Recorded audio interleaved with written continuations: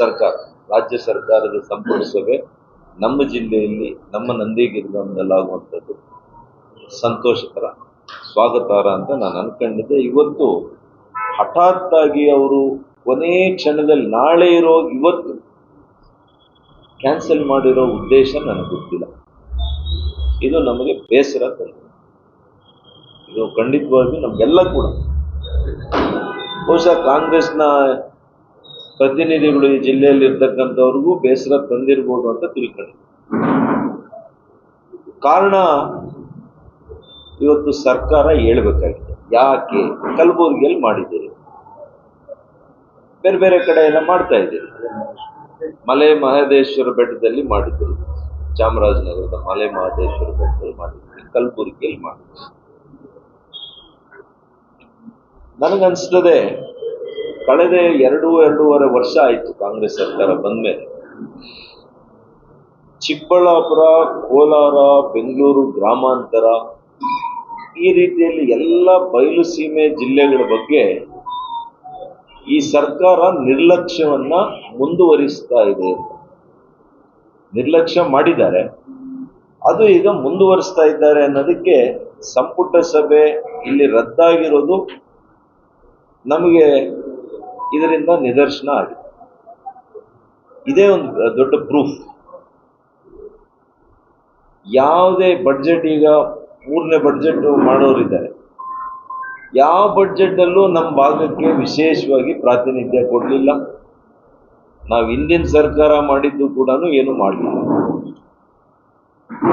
ಉದಾಹರಣೆಗೆ HN valley ಬಹಳ ಮುಖ್ಯವಾಗಿರುವಂಥದ್ದು, ಹೆಬ್ಬಾಳ, ನಾಗವಾರ, ಇದರಿಂದ 3ನೇ ಹಂತದ ನೀರನ್ನ ಶುದ್ಧೀಕರಣ ಮಾಡಬೇಕು ಅಂತೇಳಿ ನಮ್ಮ ಸರ್ಕಾರ ಇದ್ದಾಗ ಮಾನ್ಯ ಬಸವರಾಜ ಬೊಮ್ಮಾಯಿರವರು 3ನೇ ಆಯವ್ಯಯದಲ್ಲಿ ಮಂಡಿಸಿದ್ರು.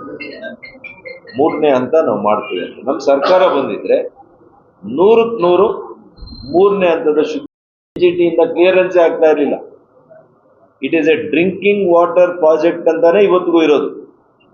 ಎತ್ತಿನ ಹೊಳೆ ಕುಡಿಯುವ ನೀರಿನ ಯೋಜನೆ ಅಂತಾನೆ ಇದಕ್ಕೆ ಶೀರ್ಷಿಕೆ. ಇದರ ಅಡಿಯಲ್ಲೇನೆ ನಮಗೆ ಪರವಾನಗಿಯನ್ನ, ಅವರು ಅದಕ್ಕೆ ಪರ್ಮಿಷನ್ಸ್ ಅನ್ನ ಕೇಂದ್ರ ಸರ್ಕಾರದ NGT ಎಲ್ಲ ಅರಣ್ಯ ಮತ್ತು ಇದು ಕೊಟ್ಟಿರ್ತಕ್ಕಂಥದ್ದು, ಎನ್ವಿರಾನ್ಮೆಂಟ್. ಹಾಗಾಗಿ ಸ್ನೇಹಿತರೆ, ನಾನು ಇವ್ರಿಗಿಷ್ಟೇ, ನಾಳೆ ನಡೆಯುವಂಥ ಸಭೆಯಲ್ಲಿ ನೀವು ಯಾವಾಗ ಇದನ್ನ ಸಾಲ್ವ್ ಮಾಡ್ತೀರಿ, ಭೂಸ್ವಾಧೀನ ಯಾವಾಗ ಮಾಡ್ತೀರಿ, ಎಷ್ಟು ದಿನದಲ್ಲಿ ನೀವು ನಮ್ಮ ಕೋಲಾರ, ಚಿಕ್ಕಬಳ್ಳಾಪುರ, ಬೆಂಗಳೂರು ಗ್ರಾಮಾಂತರ ಜಿಲ್ಲೆಗಳಿಗೆ ಎತ್ತಿನ ಹೊಳೆ ನೀರನ್ನ ಕೊಡ್ತೀವಿ, ಇದನ್ನು ಸ್ಪಷ್ಟವಾಗಿ ಹೇಳ್ಬೇಕು ನಮ್ಗೆ. ಚುನಾವಣೆ ಬಂದಾಗೆಲ್ಲ ಹಿಂದೆ ಇದ್ರು, ನಾನು ಹೆಸರು ಹೇಳಕ್ ಹೋಗಲ್ಲ ಪಾಪ, ಈಗೋ ಡಿಸೆಂಬರ್, ಈಗೋ ಜನವರಿ, ಈಗೋ ಡಿಸೆಂಬರ್, ಈಗೋ ಜನವರಿ, 2-3 ಚುನಾವಣೆಗಳೇ ಮಾಡ್ಕೊಂಡು, ಬಟ್ ನಮಗೆ ನೀರಂತೂ ಬರಲಿಲ್ಲ. ಹಾಗಾಗಿ ನಾನು ಒತ್ತಾಯ ಮಾಡುವಂಥದ್ದು ಈ ಸರ್ಕಾರಕ್ಕೆ, ಎತ್ತಿನ ಹೊಳೆ ಯೋಜನೆಯನ್ನ ಆದಷ್ಟು ಬೇಗ ಕಾಮಗಾರಿ ಮುಗಿಸಿ ನೀವು ಹೆಚ್ಚಿನ ಅನುದಾನ, ಇವಾಗೇನು ಇನ್ನೊಂದು 10,000 ಕೋಟಿ ಕೊಡ್ಬೇಕಂದ್ರೆ ಈ 1 ವರ್ಷದಲ್ಲೇನೆ ನೀವು 10,000 ಕೋಟಿಯನ್ನ ಕೊಟ್ಟು ನಮ್ಮ ಕಾರ್ಯಕ್ರಮ, ನಮ್ಮ ಕಾಮಗಾರಿಯನ್ನು ಮುಗಿಸಿ ಈ 3 ಜಿಲ್ಲೆ ನಿಮಗೆ ವಿಶೇಷ ರೀತಿಯಲ್ಲಿ ಆಶೀರ್ವಾದ ಮಾಡೋರು.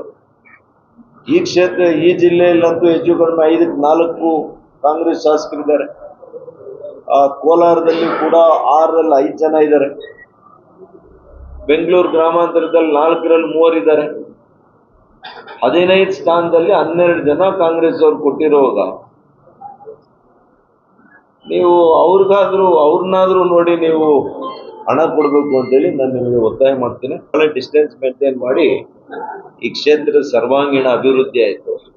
ಪಾಪ ಅವ್ರು ಊರೂರು ಹೋಗಿ ಎಲ್ಲ ರಸ್ತೆಗಳು ಗುಂಡಿ ಬಿದ್ದಿದೆ. ಒಂದು ಮನೆ ಕೊಡೋಕ್ಕಾಗಿಲ್ಲ, ಒಂದು ರಸ್ತೆ ಮಾಡ್ಸೋಕ್ಕಾಗಿಲ್ಲ, ಒಂದು ಸೈಟ್ ಕೊಡೋಕ್ಕಾಗಿಲ್ಲ.